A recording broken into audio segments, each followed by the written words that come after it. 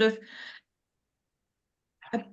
a brief agenda that we just wanted to go through, but the real idea of the meetings for the EDI Champions is just to have an informal hour with you where you can share perhaps things that you're working on, or share, ask for guidance or support from others who might be doing similar roles to yourself. So I thought just as a starter, if we just do brief intros around the room, if that's okay for everybody here, just so I'll start with, I think I've met most of you before. I'm Director of Operations at the CIPR, and I look after the EDI work and the NES work that the CIPR is doing. Also oversee the volunteer team as well. So it's all really nicely linked in with the groups and volunteers, and also the staffing side of it. So in terms of that EDI perspective, it's internal and volunteer and external as well. So that's me. So if I just go around the room briefly, Maha, I can ask you to go next.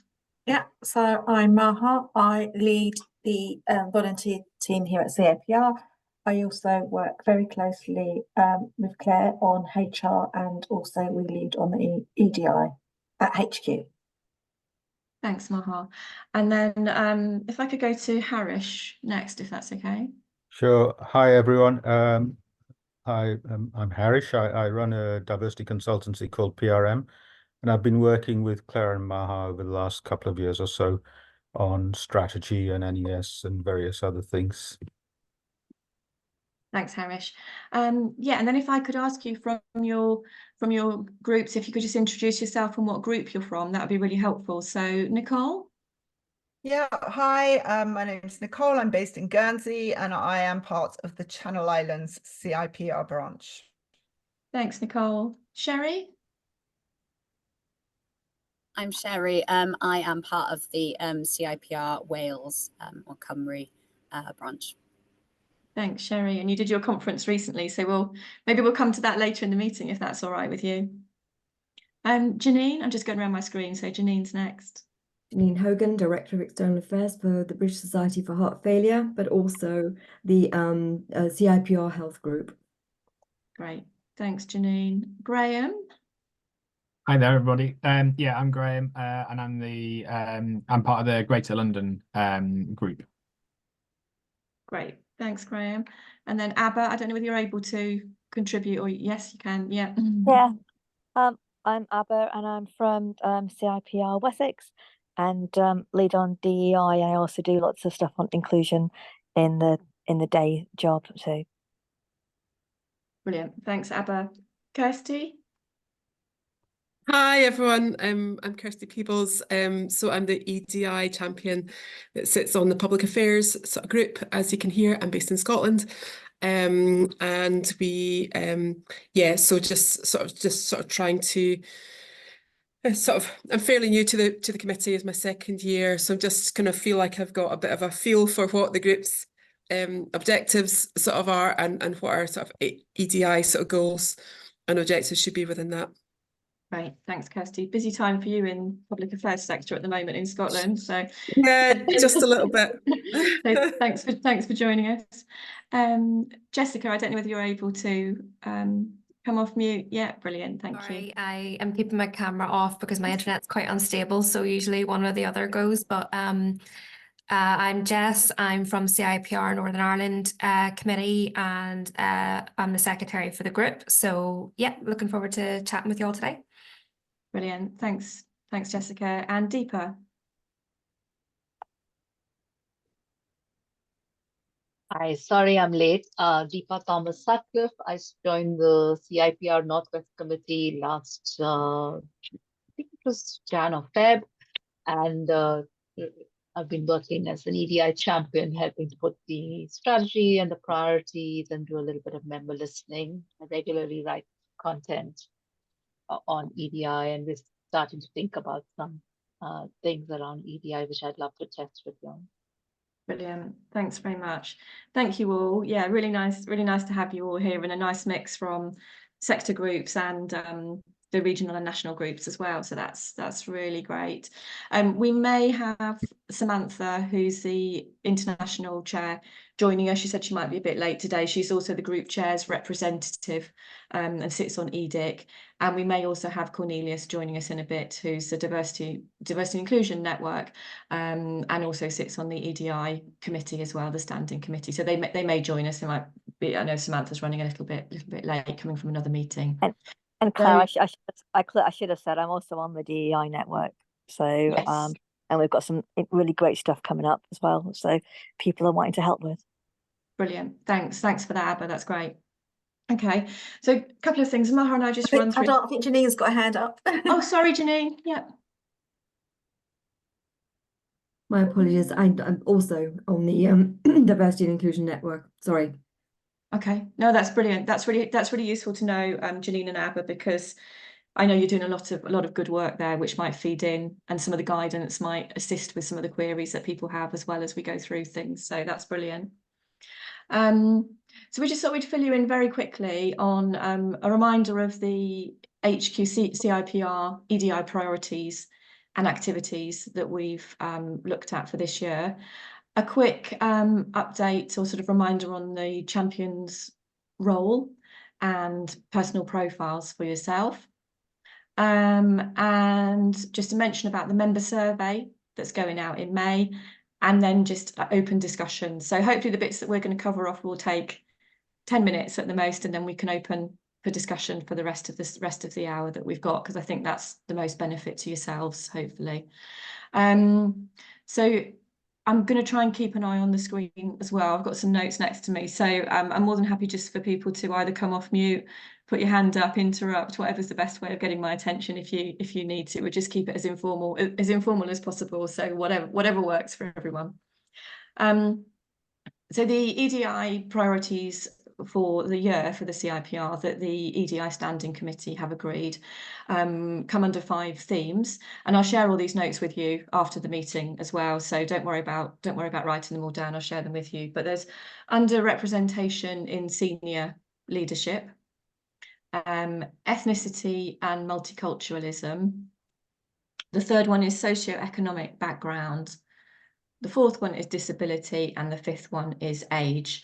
So those were agreed by the EDI Standing Committee, really based on the data that we were looking at, that we're collecting from members, and through all sorts of different routes, through members completing their surveys, also through information that we collect when people come and sit on standing committees, apply for roles, that sort of thing. So those are the 5 areas that we've agreed on, and we're trying to touch on those as we go through the year. They cover a wide area, and it's just important, I think, just important for you to know that those are the 5 areas. Obviously, we're talking about lots of other areas and themes within EDI as well, so we're not limiting to that. But if we were to look at a particular project, we would try to make sure that it fits with one of those themes. So I'll share those with you so you've got them. These have all been shared with group chairs already, so the group chairs have got these. And then I think it's useful to know, again, this has been shared with group chairs already, that CIPR is supporting 4 awareness days in 2024. The first one was in February, Race Equality Week, and we had a number of blogs and articles in Influence and on LinkedIn that we published during the week, during that period. So it's not as if we're doing really full-on campaigns or anything like that. We're just looking at what work are we doing and how can we promote it fitting in within that particular week.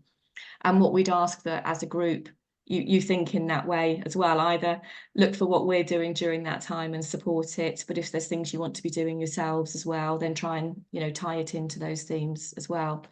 So the first one was Race Equality Week. The next one, which is coming up in June, is Social Mobility Awareness Day. The third one, which is the 23rd of September, is National Inclusion Week. And the final one for the year is 3rd of December, and that is International Day of Persons with Disabilities. So those are the four 4 that we're covering there. So Race Equality Week, Social Mobility, National Inclusion, and then International Day of Persons with Disabilities. So just wanted to share those with you so you can note those, and as I say, I'll share the notes with you afterwards. Any particular questions on those? Otherwise, we'll just move on and then open the floor for discussion afterwards. Okay, brilliant, thank you. Maha, I'm just going to hand over to you about you're going to just do a little reminder on the EDI Champions role and profile. I'm just looking through. I think we don't have anyone new. I think you guys are all continuing from serving as EDI Champions from last year, unless I'm wrong. No one's put the hand up, so I'm assuming everyone's continuing. But just a quick reminder that, you know, the reason why we put EDI Champions in place is so to ensure that all our EDI is carried out from HQ and it works then all towards our group. So all our members should benefit from the initiatives that we put in place, and we can support more people from diverse backgrounds. As EDI champion, you would have been expected to read our EDI strategy and to make sure that your committee or group that you're from, so representing, is aware of our key points and the groups that we want to support, such as the 5 areas of focus that Claire has just highlighted. All groups should have hopefully completed a SWOT analysis of the challenges and opportunities that they have in their group. And if you haven't done so already, I know some groups hadn't completed one by the end of last year, and that's something that we really encourage you guys to complete. Say compete then. Obviously we have this group here as a forum for you guys to, you know, bounce ideas off, share best practice, and kind of just get a sense check of what we're doing, of what you're doing, should I say, sorry. You all have access to your EDI stats. That's part of your group admin area, and I think as EDI champions you should have access to this too. We're still pushing to get members to build their EDI data out, so hopefully in time you'll see an improvement of the stats that we hold there. And we also ask you to deliver at least 1 EDI activity or resource per year. That could be an event, blog, social media campaign, or you could also collaborate with another group. And again, Claire and myself are here to support you through this journey. And we have the WhatsApp group, which I've seen that there's been quite a lot of good discussion on there recently, which is really nice to see. So hopefully that will continue. Do we have any questions about the EDI champion role at all? Just to continue from the role, I know last year we did ask you to provide us with some profiles. We only received a handful and really want to build out to promote you guys as your roles as champions. So if I can ask you, if you haven't done so already, to send me a colour photo of yourself, high res, and a quote of up to 50 words of what being an EDI champion means to you, and include any passions that you have, EDI passions you have, or if you like to be an ally of one of the minority groups. I think that's that. Any questions on that so far? No? Oh, good, this is great. And I think Claire's now going to talk to you. I mean, I mentioned the SWOTs. Has everyone produced a SWOT? I know the Wales group has. I know GLG, Graham, you provided me with one. I think a few others of you have. If you haven't done so already, please get in touch if you need some help, and we can send out the information that we sent out originally, or I can have a call with you just to go through the task, and hopefully you will find it beneficial. Maha, I sent ours in with some queries about so if there's a chance to sit down with you and just go through some of those queries on the phone, that would be fantastic. Cool, no worries. It would really help. Yeah, I've made a note, and I'll thank you. To you and reach out, no problem. That's that. Maha, can I just add something? Yeah. Sorry, I probably should have said in my introduction Some people are probably wondering what I'm doing lingering on this script. So let me just explain what I see my role as. It's really just to help, as I've tried to help at CIPR, help oil the wheels, facilitate, provide advice and guidance with wearing my diversity consultant hat, which is what I do on the DIN committee as well. I'm not a PR professional, so I can't help you there really. And so I probably don't have many contacts in the networks as you probably do. But I can help in other ways in terms of core D&I and what that means and can mean for an organization like this. So hopefully that's helpful and it's dispelled some queries you may have had. I'm also on the WhatsApp group, by the way. Thanks, Harish. Okay, so we've got our member survey going out in May, which will goes out to all members. Obviously, state of profession has already been out this year, so we're looking at the data that's come from that. There were a couple of EDI related questions in there, which we'll share the results with you because that might help inform activities and that sort of thing. The member survey for the first time is having a full set of diversity monitoring questions as part of it. So in terms of collecting data on those protected characteristics, that will be in there. And then we've got some specific EDI questions as well, which we're really using as measures to see, to gauge change after our publication of our EDI strategy last year. So the questions are really sort of, are you aware of the CIPR's strategy, EDI strategy? How do you rate our performance against it? And has our EDI work positively impacted on your thinking, behaviour or practice? So hopefully we'll get some really useful insights and some data from that. They're not open-ended questions, they are yes or no or a rating. So I think it will give us a good measure of where we are and what progress we've made. So we'll share that with you and hopefully that will be of use to you and your groups as well. We're also collecting data, asking a question, do you feel like you belong at the CIPR? And we're breaking down all of the answers can be broken down into regional or national group is one question. And then sector or discipline, group or network is another question, as in which group do you engage with the most in terms of sector, network or discipline group. So when we get that data, obviously we can sift that quite a lot and provide you with some insight for your area, whether it's a regional or national or a sector group. So that will hopefully be useful. So okay, so I think it's 22 minutes past, so we've got just under 40 minutes to have sort of an open forum discussion, chat about any key themes that you're trying to work through at the moment. I did wonder whether to start us off, Sherry, you would be happy to give us just a brief overview of your conference, which was all EDI themed. And if there were any sort of what the highlights were, and if there are any sessions that you think or learnings that other groups could take from that, I think that'd be really interesting for everyone to hear.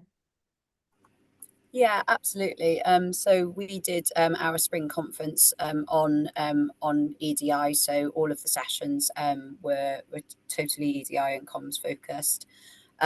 We had I think it was around about 35 to 40 attendees. So I would say that that's typically less than we have had at previous conferences. But I also think that we are still seeing this kind of like COVID overhang where people are still not necessarily used to kind of getting back to events. So I don't think that's necessarily reflective of the theme itself. I know that there was really, really good feedback on the day.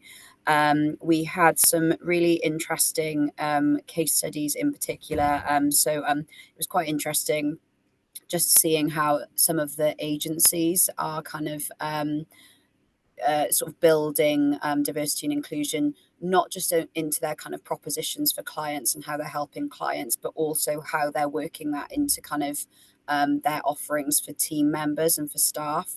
So some teams sort of offering, internships dedicated to improving inclusivity in communications. So yeah, there were some really interesting themes. And if anyone's interested in sort of getting any of those speakers, I can definitely put you in touch with them. I can send over the full list of who we had. So the EDI conference was really, really well received. My sort of goal now is now kind of making connections with different organisations that represent different groups in Wales. So I'm currently in the process of lining up a number of different kind of coffees with various different organisations to introduce them to the CIPR, to see if there are different ways that we might be able to collaborate, whether that is a case of kind of getting, somebody from their organisation to speak at an event, whether it's a case of us kind of providing information for kind of newsletters or kind of information about roles in communications, just to see if we can try and sort of bridge those gaps between some of those organizations and CIPR, because I'm not sure that they necessarily all know that we exist. So that's my kind of goal now for the next sort of 3 months or so. I just want to say, as in terms of feedback, oh, sorry, someone's talking. Sorry, Sherry, I'm going to do the same. Thank you for that. That's okay. I was just going to say that I've spoken to Advita, and I think she attended your conference, and she had such high praise of what you guys achieved and the level of speakers. And she said it was really, really good and really positive experience for her, and she really enjoyed being there with you guys.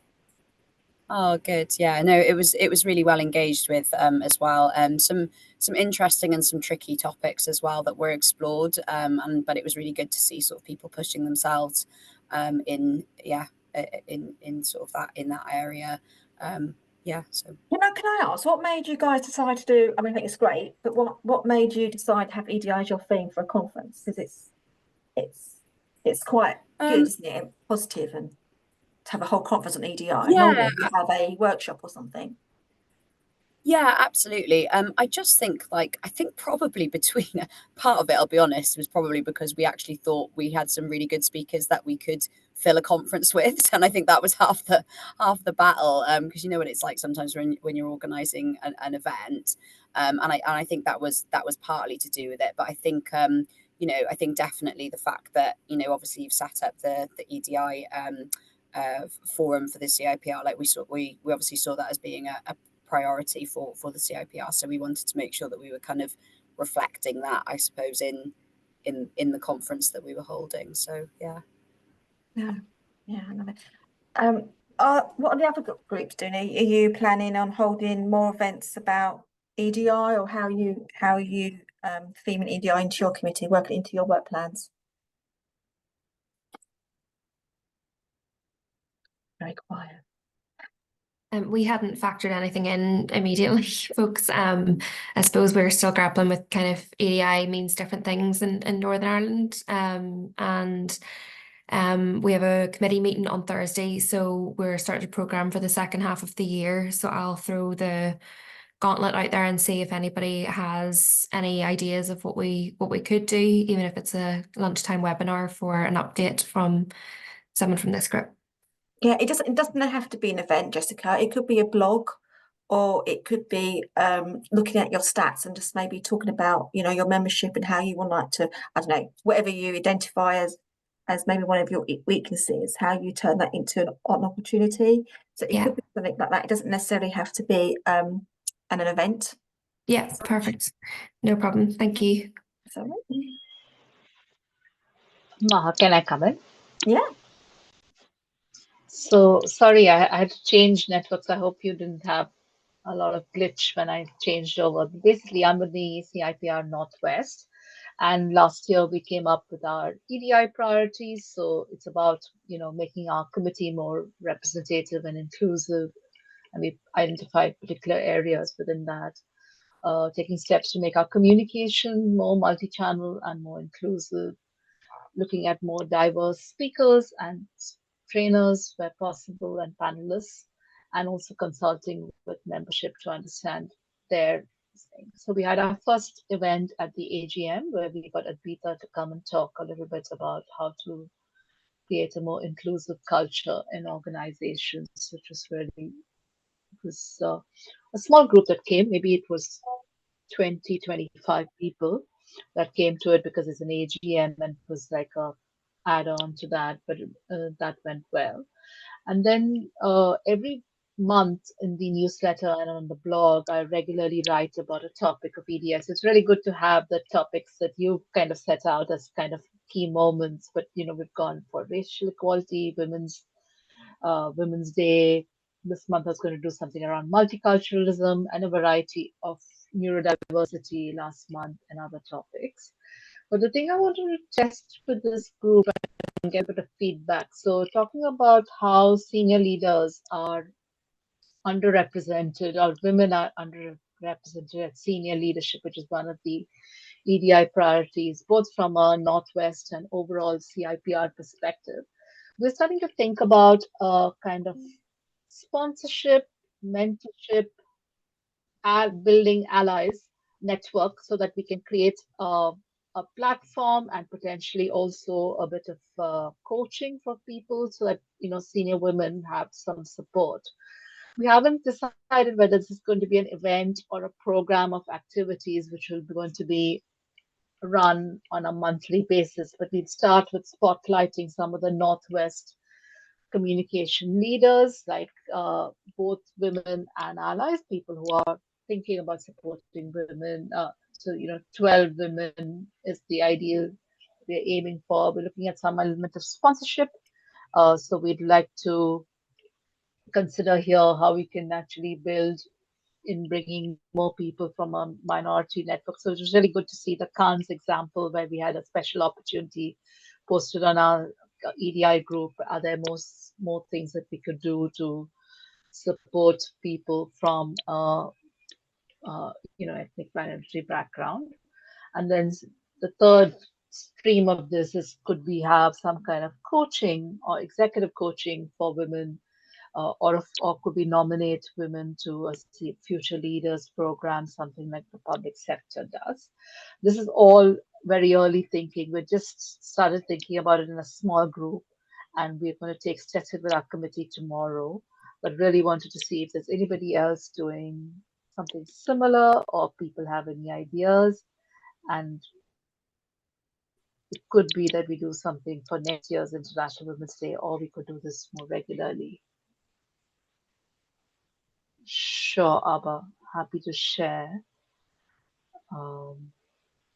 Yeah, I just wanted to see if there were any reflections or any suggestions from me. Does anybody have any questions for Deepa?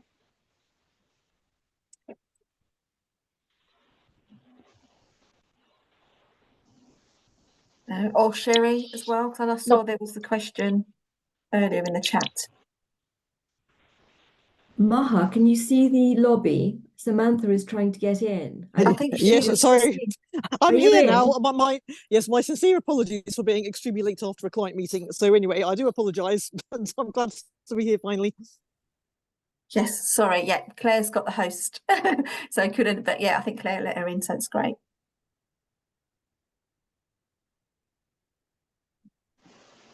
Yeah, I just wondered if there's anybody else doing something or thinking about doing something to help with the underrepresentation of women at senior roles, and whether we could either put our heads together or, you know, look at a similar campaign in other parts of the UK.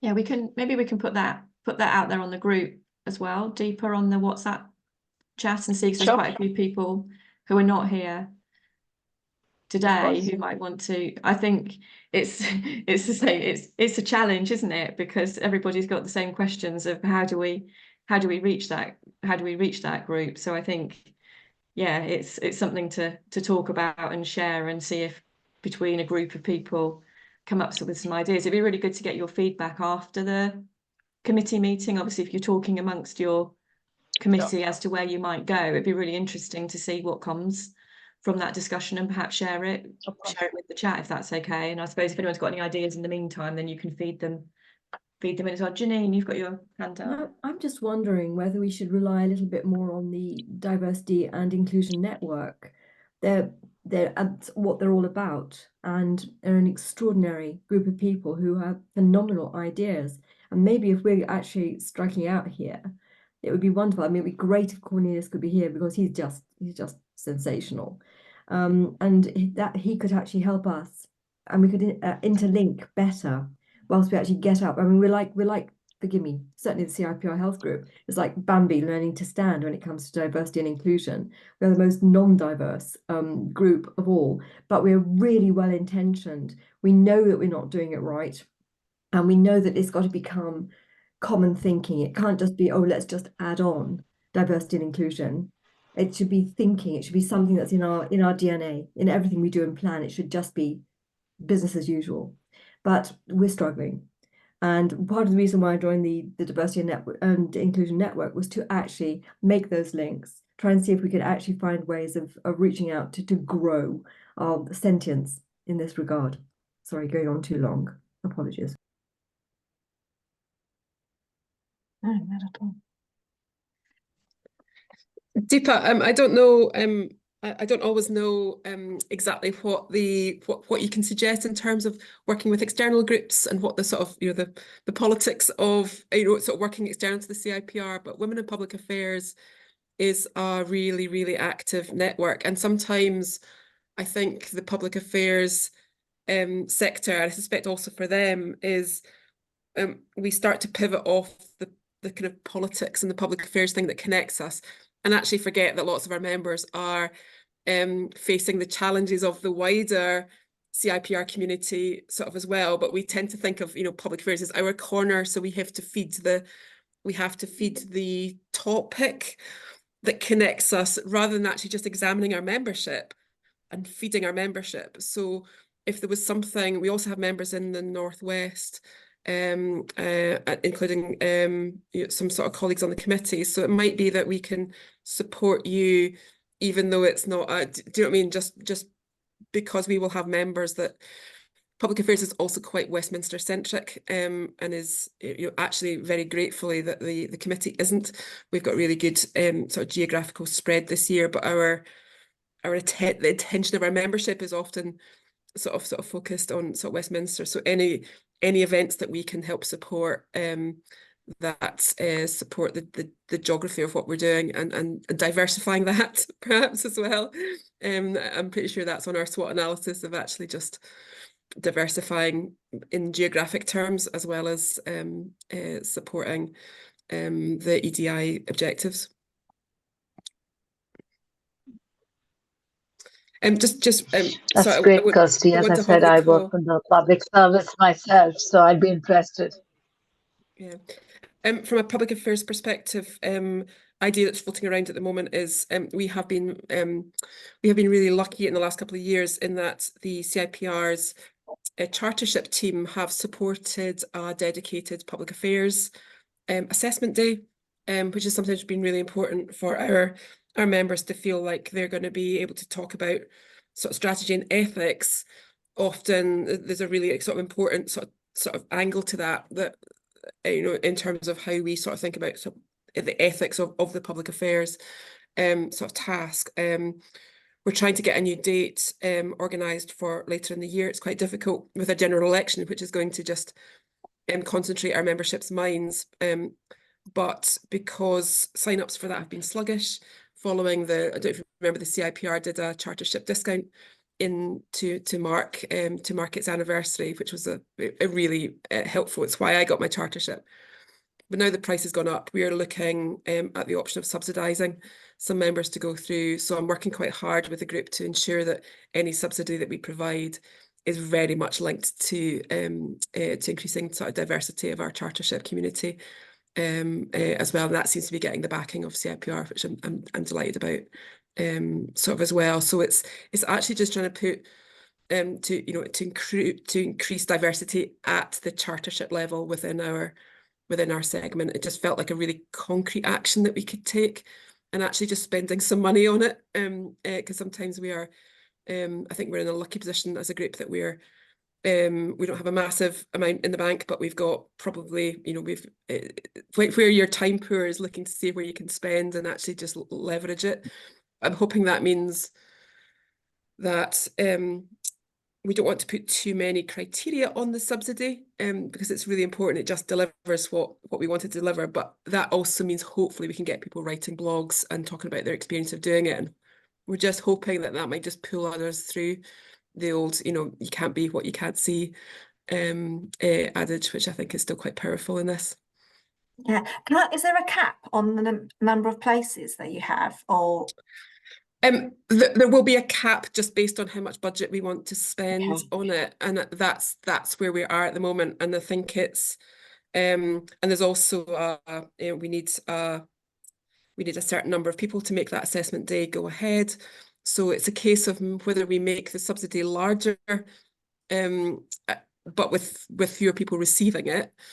And that's just sort of something that we're playing with at the moment. We probably just have to pick a figure and go with it, and decide how much budget to spend sort of on it. But I'm hoping we could sort of hopefully support 3 or 4 people and possibly take 50% off the chartership fees. It's a little bit of experimentation. We don't actually know. We might discover that the money is not the barrier, and it's the time or the perception of time, because my perception of the time that chartership would take actually was surprisingly, I think I overestimated the weeks of work I would have to put in. It was delightfully, it really did feed off the experience that you've built over a career rather than swatting as such. It was actually about directing your time well and being well mentored, I think. Which I think is the great sell that we have to make of it. It is achievable in a working month. But yeah, we're just trying to. It's a bit like general practice. We're just trying to try a pill and see if that breaks down a barrier, then we know that that's the thing. We're just sort of just trying to work out how to increase the take up of chartership among our membership. I really like that initiative. So it'd be really great to hear more about it if you think it's going well, what learnings because I think it's quite a very positive step and a real positive. In that, yeah, great. It will have to be. It's, you know, we've tried to keep the barriers low. People will have to will have to have approached their employer to fund it first. So we need to make sure that we're not just sort of, you know, that we're supporting the individual, the self-funding sort of individual. But yeah, it just feels important just to try something and then you know, look at what worked, what didn't, and then just try and refine it until you get something that seems to be sort of hitting the objectives. Does anybody else want to share what they're working on, or if they have any ideas that they want to run past the group? I've got 1 or 2 thoughts, if I may, just reflecting on, you know, the sorts of things that have been discussed. I'm wondering whether it might be useful to have some vehicle apart from the WhatsApp group to capture what people are doing, because I've heard several people say it would be really interesting to learn more about the conference in Wales or the other initiatives. And I'm just wondering if we can set up something that's a bit more user-friendly than the WhatsApp group to reference what everyone's up to or what everyone's been up to historically in the last year or so, for ideas or for contacts or for those sorts of things. What I find with WhatsApp groups is they usually provide great information in real time, but if you're looking for historical stuff, it's a bit more difficult to track down. So, and I think the DIN may be a good vehicle within this process as well, as a sort of not a repository, but somehow connected to, you know, what's going on, because I think that would be useful for the DIN itself to know what the groups are up to, and the DIN encourages groups to input to let them know what's going on. I wondered if something like a Trello board would answer that question, because that way we could put the themes that the CIPR is focusing on at the moment, and then we could all put ideas and things underneath that, so it makes it easy for people to search in the future. And also just who to have a chat with.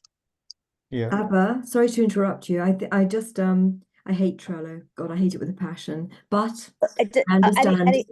Some kind of medium. It doesn't have to be Trello. It could No, be. no. I was just going to say that different... Trello's playing hardball at the minute. You can only have a limited number of users, so you have to be really careful about it.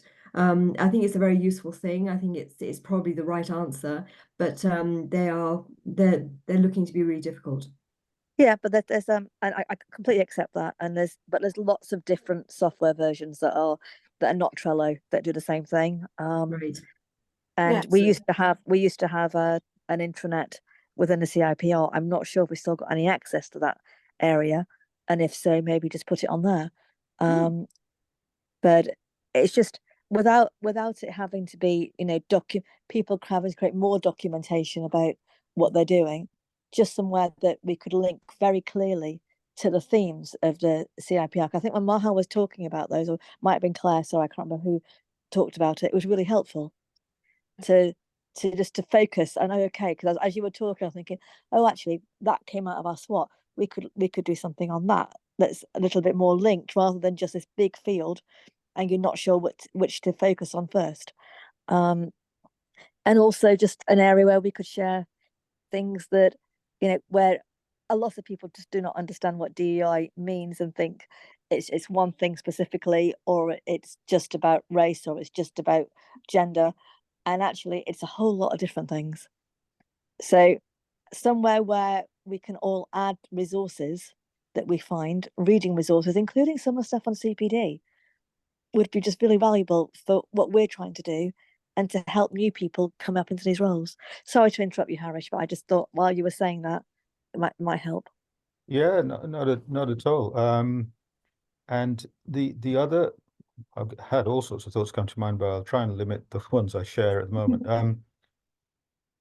Have you all taken the opportunity to link your EDI activities to your committee objectives and or CIPR objectives? Because I think that's part of the key to this is, you could be doing all sorts of things on EDI, but how does that help your committee move forward in terms of achieving its objectives? And are there any EDI related aspects that are maybe impeding you from doing that? So that was another thought to sort of plant the seed of, and I saw a lot of nodding heads, which is great, because I think you're spot on if you're doing that. And another test, and I think somebody mentioned or touched on this in the conversation. Is your committee diverse already? Does it need to be more diverse? But equally importantly, is it inclusive? So diversity is fine and it's important, and you'll never get a truly diverse team anywhere. But actually what's also equally important is that it's an inclusive committee, that people are all rowing in the same direction. People have sufficient levels of awareness and understanding about what we're talking about. One of the risks you'll carry is that you become the diversity person for the committee, and I don't think you quite should be. I understand you're champion, so for me that means oiling the wheels, facilitating, being the source of knowledge or guidance, fine. But what you shouldn't be falling into the trap of is taking responsibility for making EDI happen for the committee. I see that as a joint role. So you have a specific role to play in that as a champion. The chair has a specific role to play in that, but every member of the committee actually has a role to play in that as well, in my view. So just some food for thought as we sort of kick off this round. And by the way, the chair, in my view, should be helping you in your facilitation role. So you should have comfort that you have everything you need from your chair to support your champion role. Can I second that from what Harish has said? And I think that's also the danger with making the profiles too significant for the champions. is that it becomes about them becoming the representative. And I know how difficult it's been to engage the committee, not because they're not interested, but because they don't have a background in inclusion. And I think that actually what Harish has said has made me feel a little bit happier and a little bit less worried, really, and thinking, okay, if that's some coming from here, then I feel more confident going and saying, how do we connect this back to our objectives for the committee? Because I don't think that's part of our SWOT. So that would be interesting. I spoke to Maha about how can we make it more part of our SWOT.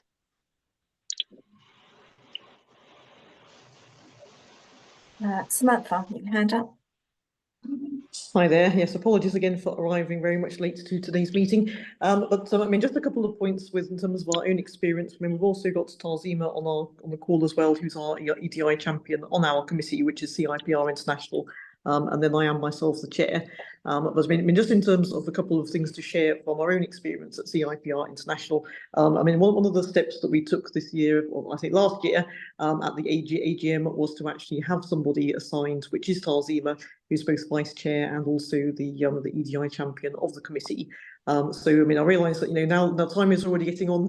It's not so long until the AGMs will be around the corner again. I mean, I think that definitely I would encourage all committees to try and either to have an EDI person who is nominated for the next year, because it also keeps the whole thing rolling along in a more sort of structured fashion. I mean, also say in terms of your activities across the year. I mean, again with Tarzima, that we had a sort of session on the women in governance a few weeks back, and then also later in the year we're planning a session to do with Black History Month. So I mean, our own elements of inclusion that does have, by dint of the fact with the International Committee, we've probably got more of an emphasis, which is looking at issues of ethnicity and race and some of these other points. In particular on our side, to have a good cultural and multicultural understanding. But I mean, again, also when it comes to the committee agenda, that we do try to have EDI issues as a standing item. But I mean, what I've said before on some of these other meetings as well is that it's not necessarily the case that the chair or the champion or all committee members are expected to be an expert, because very few of us are. But if we're able to find experts, whether that's somebody who is able to write a blog for your committee website in a particular area, or whether it's somebody who can join a webinar to share their experience, it can be somebody from a university in your region. I mean, I think we shouldn't feel that it's too difficult that we can't manage. We just need to find some of the right people to to share their own expertise with our own members. And I think that's probably a good way to get started.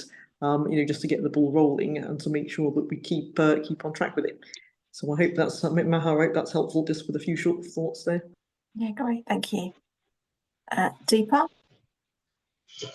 I had a question, a follow-up with Harish. So, one of our objectives is to make our committee more representative and inclusive, and we had identified a few areas. One was students, early career, LGBTQ plus, neurodiverse and disabled members, and also making it more gender balanced, because we have more women than men on our committee. The challenge we have is, how do we figure out, I mean, unless people identify, how do you know if they are LGBTQ plus or neurodiverse or disabled?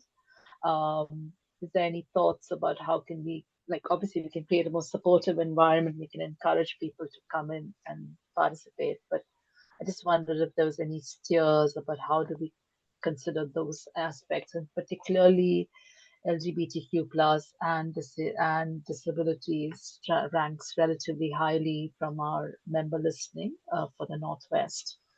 Okay, so I'm just wondering if there's a. Sure. Do you mean for your committee members specifically? I'm saying for my committee members, I mean, that's from the member listening from the 102 people or so who have taken the Northwest EDI survey. But I'm just trying to say that how do we bring in more people who have, those characteristics, so that we can reflect that perspective. I think we're well represented on, let's say, the ethnic diversity or even on early careers now. Okay. Students. So the solution is simple but not easy. What I mean by that is that you've got to engender trust. Before I tell you everything about my diversity, bear in mind that even my wife might not know about all of my diversity, for example. That's what happens in real life, right? So you've got to have trust. I've got to have faith that you're going to protect my data, respect my data, and you're going to have a real use for it rather than just collect it for the sake of collecting it. So those are the basic guidelines I would give. So what are you doing to reassure people that they can trust you in all those regards? The other options you've got are to invite people to contact you individually, either you as the champion or your chair in the Northwest, or an individual that they can talk to about certain concerns if they have any. And you know, it's something you've therefore got to build up over time by you know, using the behaviors you have around this as examples of your trustworthiness. So, you know, as you collect the data, what are you doing with it? Are you telling people what you're doing with it? Are they positive things that you're doing with it? Are you demonstrating that you're protecting it?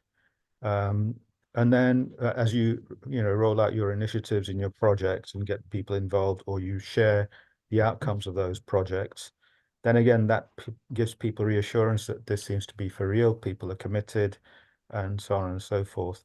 Now, one of the things to think about there is that you have annual cycles, of course, of committee membership and so on. And it may be necessary to tweak some of those rules or guidelines about who can or cannot be a committee member or a champion in a particular year, and maybe extend them out even if need be for continuity and those sorts of reasons. Or at the very least, build into your terms of reference that these are our specific objectives around EDI for this committee for not just the next year, but the next 3 years. And you work out how to achieve that in practice. Those So are that, that's so that people have a level of faith in I like that, especially about the practice. Yeah. Thank you. Thanks, Harish. I'm just conscious of the time. We've got 4 minutes left of our meeting. I think this call has been really, really useful. I know we don't have another call until the 7th of October, but do you guys feel that you want to have another call in the meantime, just to talk about more ideas or address anything that comes up, or are you happy just to leave it until October? Can you just show of hands if you want another meeting? I haven't got a hand thing. That's right, but I think that's pretty much everyone, I think. Okay, so what I'll do is I'll poll some dates between now and October, and hopefully we can find one that suits majority of people. I've taken notes and I'll have a look about setting up some sort of Trello board. We've just started using Planner, Microsoft Planner, so I'm not sure. We could try that out here and see if that works, or I'll have a look at a different type of software. That's a really good idea. And just quickly before we go, is there anything that you guys want from us to support you in this upcoming year? I know we talked about before about putting together some resources, but if you guys want to email me, I know because we've got no time, unless you want to put it in the chat quickly, that we can look at and maybe put some of these assets or resources together for you guys to help you do your role. Unless there's anything else, more graphics. Thanks, Deepa.